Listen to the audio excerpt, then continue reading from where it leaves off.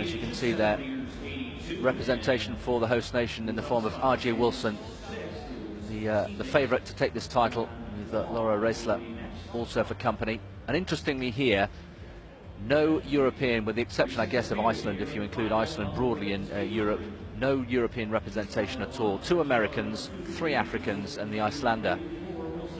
And well, that is really as a result of the way the heats were constructed and the qualification criteria. We'll come back to that in a moment. There is R.J. Wilson, who has been in terrific form. 21 years old, the former world youth and world junior champion, and the world lead this year. Will we see a sub 2-minute performance from the winner? There is Wambui, Margaret Wambui from Kenya, still only 20 years old, world junior champion. Habitam Alimu, 18 years old, huge talent from Ethiopia. Comes through as a fastest loser into this final, as did Anita Henriksdottir, who's one of the more eccentric runners in the 800 metres, has a reputation for being quite erratic, going off very quickly. There is Francine Niyonsaba from Burundi, 22 years old, the former African champion.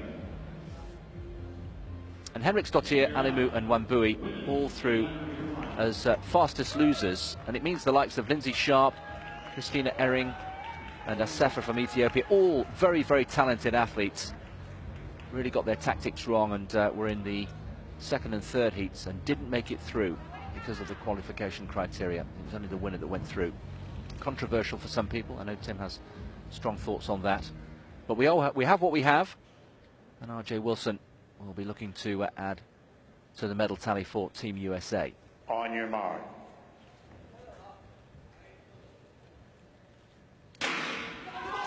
Away we go. Final of the women's 800 metres, 4 laps of the track, and home interest and the home crowd getting behind R.J. Wilson, who immediately, as they break from their lanes, comes across.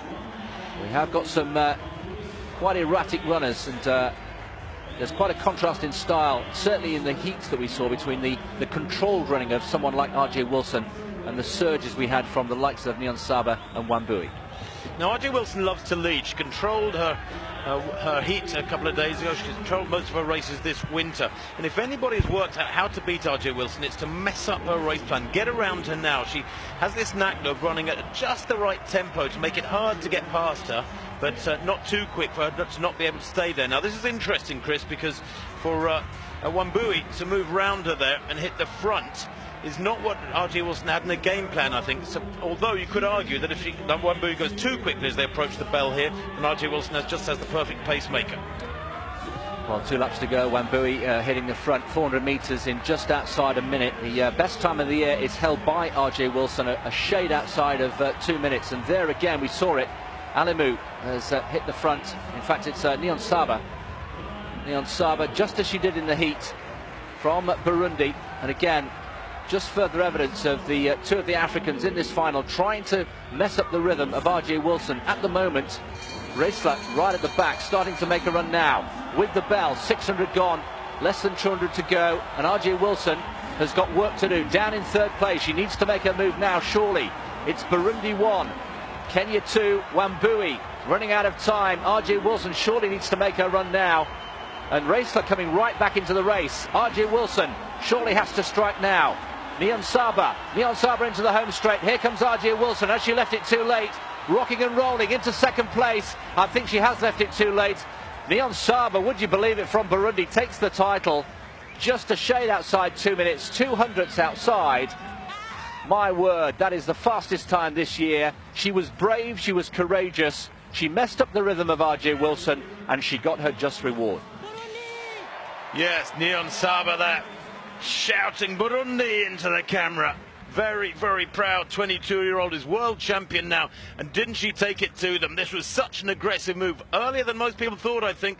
450 metres into the race, and that vicious acceleration in the penultimate lap is what caught R.J. Wilson's sleeping, so to speak. Here they are, coming towards the line. Wilson just left it too late. The attack off the final bend got her past Wambui, but nowhere near Niyonsaba. Brilliant run from little Niyonsaba, very stocky, powerfully built for an 800-metre runner, but the job done in spectacular fashion Chris, to run, as you say, the fastest time in the world this year.